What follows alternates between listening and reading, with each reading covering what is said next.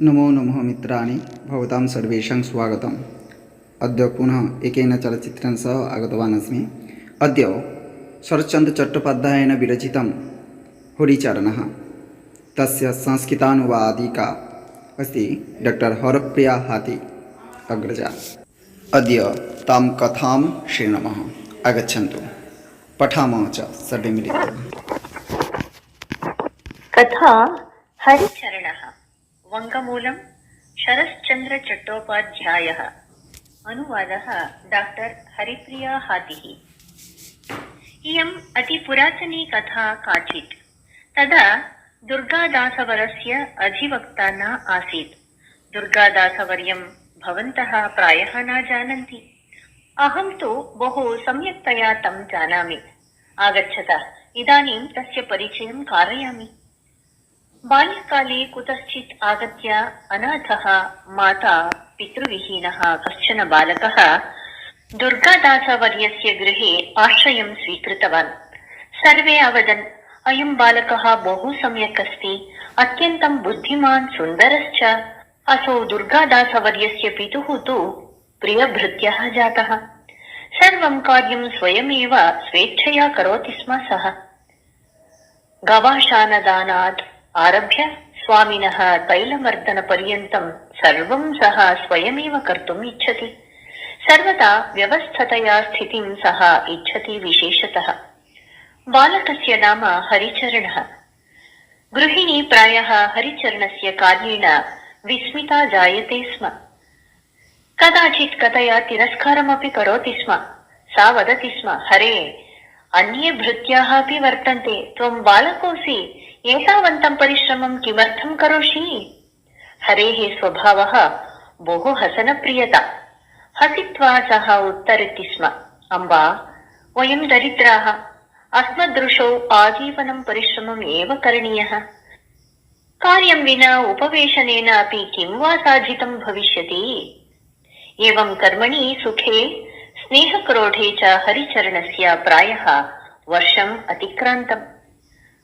सुरबाला रामदासवर्यस्य कनिष्ठा स्त्री। सा सम्प्रति 5 वर्षीया 6 वर्षीया वा।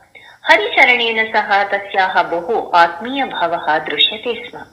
यदा दुग्धपानीय गृहिण्या सह सुरबाला द्वन्द्वयुद्धं करोति स्म, तदा माता अहैतुकम् उक्त्वापि इमां लघुबालिकां स्वमतं प्रति आनेतुं न शक्नोति स्म। बाल्ये दुग्धपानस्य महती आवश्यकता भवति एव ननु? दुग्धपानस्य अभावे कन्यारत्नस्य आशुप्राणवियोगस्य आशङ्कया अन्विता सती माता विषमक्रोधेन सुरबालायाः कपालद्वयं दृढं गृहीत्वा अपि तां दुग्धं पाययितुं न शक्नोति स्म। तदापि हरिचरणस्य कथनं बहु फलप्रदायी भवति स्म। भवतु, बहु अप्रस्तुतम् उक्तम्। सुरबाला हरिचरणे विशेष प्रीतिमति। सम्प्रति प्रकृतं किञ्चित् वदामि, शृणुत। दुर्गादासवर्यः यदा 20 वर्षीयः, तदानीं तदानीं कथामेव श्रावयामि। दुर्गादासः एतावत्पर्यन्तं कलिकतायाम् एव पठन् आसीत्। गृहगमनसमये बाष्पपोतेन दक्षिणदिशि गन्तव्यं भवति स्म। तस्मात् परमपि प्रायशः पदव्रजेन 10-12 क्रोशान् यावत् आगन्तव्यं भवति स्म। मार्गः अयं सहजगम्यः न। तस्मात् एव दुर्गादासवर्यः गृहं बहुधा न गच्छति स्म। पुत्रः स्नातककक्षायाम् उत्तीर्य गृहम् आगतवान् अस्ति इत्यतः माता ठाकुराणी अत्यन्तं व्यस्था अभूत्। तस्मै सम्यक्तया भोजनादिकं व्यवस्थापयितुम् आत्मीयतादिकं दर्शयितुं च प्रायः गृहस्य सर्वे सदस्याः उत्कण्ठिताः अभवन्। दुर्गादासेन पृष्टम्, अम्बा, कः अयं बालकः? मात्रा उक्तम्, अयं कस्यचित् कायस्थस्य पुत्रः। पितरौ न स्तः, तदर्थमेव कर्ता स्वयमेव कर्मणि एनं नियुक्तवान्। भृत्यकार्यं सर्वं श्रद्धया करोति सः। बहु शान्तः, कस्मिन्नपि कथने क्रोधं न करोति। अहो, माता पितृहीनः बालकः, अतः अहम् अस्मिन् बहुधा स्निह्यामि। गृहम् आगतः दुर्गादासः हरिचरणस्य एतावन्तं परिचयं प्राप्नोत्। तस्मात् दिनात् हरिचरणस्य कार्याणि बहुधा अधिक्यं गतानि। हरिचरणः तु तस्मात् सन्तुष्टः एव। कनिष्ठमहाशयस्य स्नानाय सर्वं सज्जीकर्तुम् आवश्यकतानानुगुणं कमण्डलू ताम्बूल करङ्कादीन् व्यवस्थापयितुम् अवसरे प्राप्ते धूम्रनालिकादिकं सज्जीकर्तुं च हरिचरणः सर्वदा सज्जः भवति स्म। दुर्गादासः अपि प्रायः चिन्तयति अयं बालकः बहु बुद्धिमान् वर्तते इति। वस्त्रसज्जीकरणं, ताम्बूलनिर्माणम् इत्यादीनि हरिचरणेन यानि क्रियन्ते तानि एव तस्मै विशेषतः रोचन्ते स्म। अद्य दुर्गादासस्य कश्चन भूरिभोजनस्य निमन्त्रणं वर्तते। गृहे न खादिष्यति सः। प्रायः रात्रौ विलम्बेन गृहम् आगमिष्यति। एतस्मात् कारणात् हरिचरणं प्रात्याहिककार्यं समाप्य शायितुम् अकथयत्। इदानीं हरिचरणस्य विषये किञ्चित् कथयामि। दुर्गादासः बहिः उपवेशनगृहे एव रात्रौ शयनं करोति स्म। तस्य कारणं बहवः न जानन्ति स्म। अहं चिन्तयामि यत् गृहिणी पितुः गृहे तिष्ठति इति कारणात् बहिः शयने तस्य अधिका रुचिः इति। रात्रौ दुर्गादासस्य शय्यायाः सज्जीकरणं, शयनात् परं तस्य पादसेवा इत्यादिकं हरिचरणस्य कार्यम्। स्वामिनी निद्राधीने जाते हरिचरणः पार्श्वे एकस्मिन् प्रकोष्ठे शयितुं गच्छति स्म। सन्ध्यायाः प्रागेव हरिचरणस्य शिरोवेदना आरब्धा। हरिचरणे अवगतं यत् ज्वरः आगच्छेत् इति। अल्पे एव काले ज्वरः आगतः एव। ज्वरः यदा अधिकः जातः तदा हरिचरणः उपवेष्टुमपि अशक्नुवन् प्रकोष्ठं गत्वा शयितवान्। कनिष्ठमहाशयस्य शय्या सज्जा नास्ति इत्येतत् तेन न स्मृतम्। रात्रौ सर्वे भोजनं कृतवन्तः, परन्तु हरिचरणः भोजनार्थं न आगतवान्। गृहिणी तं द्रष्टुं गतवती।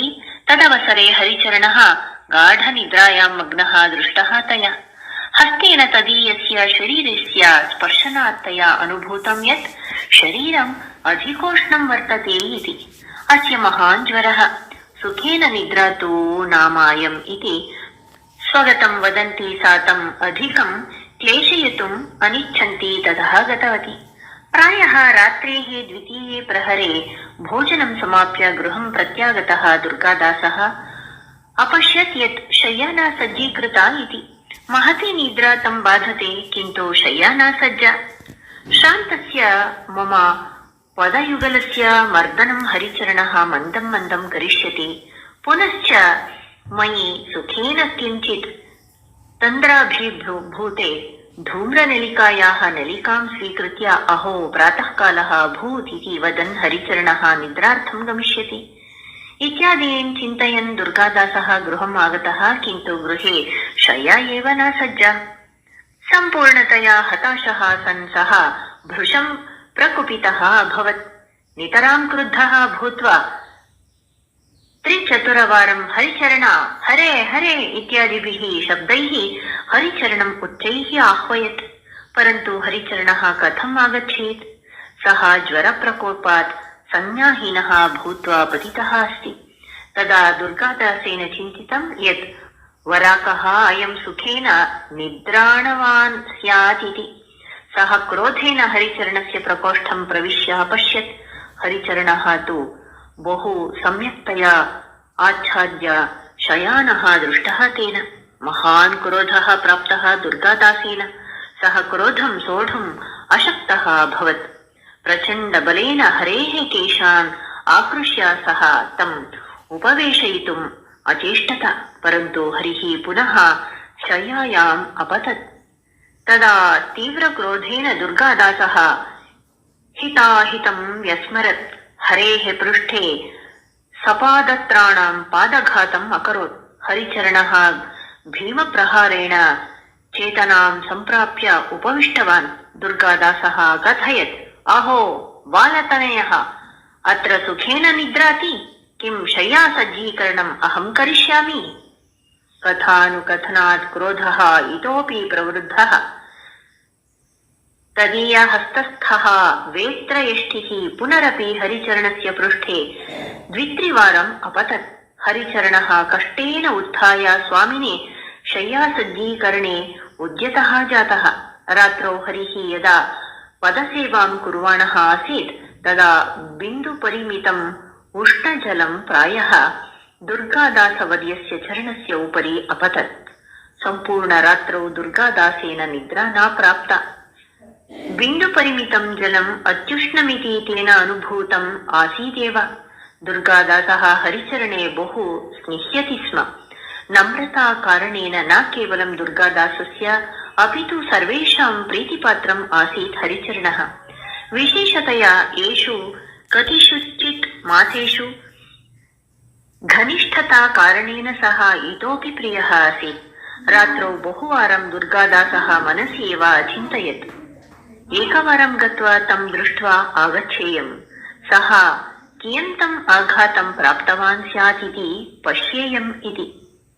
परन्तु पुनः चिन्तनम् आगतम्, सः तु भृत्यः वर्तते, तस्मात् तत्समीपगमनं न शोभते। पुनरपि चिन्तनम् आगतम्, एकवारं गत्वा प्रक्ष्यामि, ज्वरः न्यूनः अभवत् वा न वा इति। किन्तु तस्मात् लज्जा अनुभूयते इत्यतः तेन हरिचरणस्य दर्शनाय न गतम्। प्रातः हरिचरणः एव मुखप्रक्षालनार्थं जलम् आनीय दत्तवान्। धूम्रनलिकाम् अपि सः एव सज्जीकृतवान्। दुर्गादासः तस्मिन् समये अपि यदि एकवारं हरिचरण, वेत्राघातेन तव कियत् रक्तं घनीभूतं स्यात्, पादघातेन तव शरीरं कियत् स्फीतं जातम् इति अप्रक्ष्यत् तर्हि वरम् अभविष्यत्। सः तु लघु बालकमात्रं वर्तते। तस्य 13 वर्षाणि अपि न अतीतानि। तं बालकं मत्वा यदि सकृत् स्वसमीपम् आकृष्य अप्रक्ष्यत् तर्हि न कापि क्षतिः अभविष्यत्। बालकस्य समीपे कथं लज्जा।